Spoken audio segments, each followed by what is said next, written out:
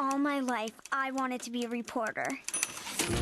HBO Films and Picture House proudly present We ain't got a barrel of money. Maybe the first major motion picture based on the American Girl stories. That was my girl. Jack Kittredge is raised in his family in Cincinnati back in the 30s here. It's right into the Depression.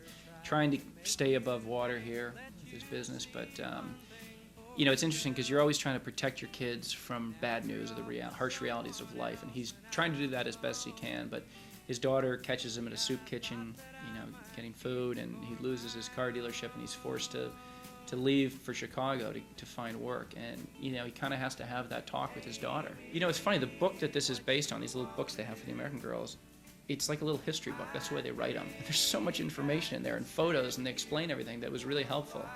And I talked to my dad a little bit. My dad would have been 12 years old during this time. And that was really interesting to sit back and kind of look at these kids thinking my dad could have been one of these kids. When things are simplified, you know, you can be just as happy or sometimes even more happy. I mean, it's kind of, I always think about it when, if you go on an extended trip or something and you pack one suitcase, and those are all the clothes you have for 2 weeks or something, and you're like, that's all I need. You know, you get home, you've got closets of stuff and just junk. And you know, you brought a couple things you need, your kids brought their couple favorite toys, and everyone's fine. Hello, sweetie. What's your name? KIT KITTREDGE. I want to be a reporter, sir. Fascinating. You know, you forget she's 11 years old because she's so darn good and professional. But I think what I'm really most impressed about with her is, you know, we sat at a screening the other night and had a party afterwards at the American Girl store, and it was as if, you know, Santa Claus was sitting there taking pictures. Hundreds of girls lined up, and she sat there and was signing autograph after autograph. And she must have been so tired, but she kept smiling and being polite, and that's tough. I mean, for anybody, let alone an 11-year-old. I just did a movie with Mark Wahlberg called Max Payne, which was fun to work with Mark. I don't have a huge part, but it was some good scenes, and I don't know what my next job's gonna be here. Yeah, it's funny. I look back, like I've never felt, I guess because I've always felt like I've stayed out of the system, kind of. I still feel like a spectator. Like I still don't feel like I'm part of it, really. You know, like I still like yeah, I met Drew Barrymore. It's like, I didn't meet her. I worked with her for 4 months. Like, you know what I mean? Or I've met George Clooney. I'm thinking, I don't know. It's weird. I still find myself, you know, like feeling like the average person that's reading People magazine and looking at these pictures and like, oh, you know, I worked with them. You know, you forget.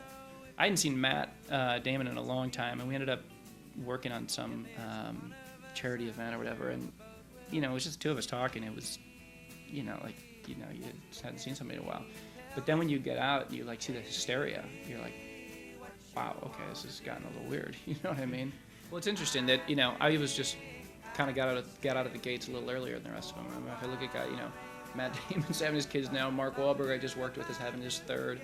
You know, they're all settling down, and I guess I did it a little bit earlier. This summer, how do you turn the worst of times Everyone's in trouble these days. into the best? Take cover! every evening ain't we got fun?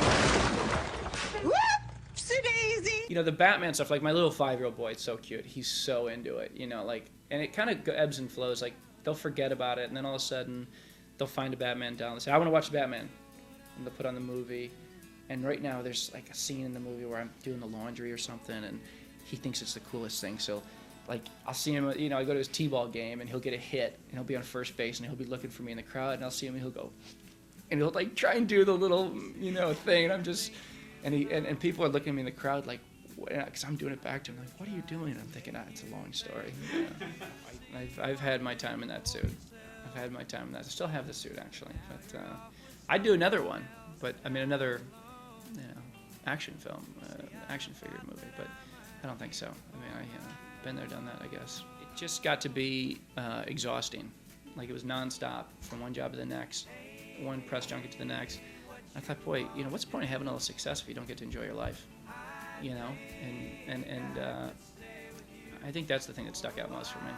I don't know, if I hadn't met my wife, things probably would have been different, but I don't think you can necessarily control who you're going to fall in love with, and I met the right girl, and I mean, I didn't think I was going to get married till I was 35.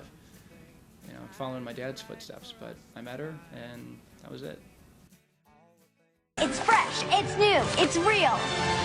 KIT KITTREDGE, An American Girl.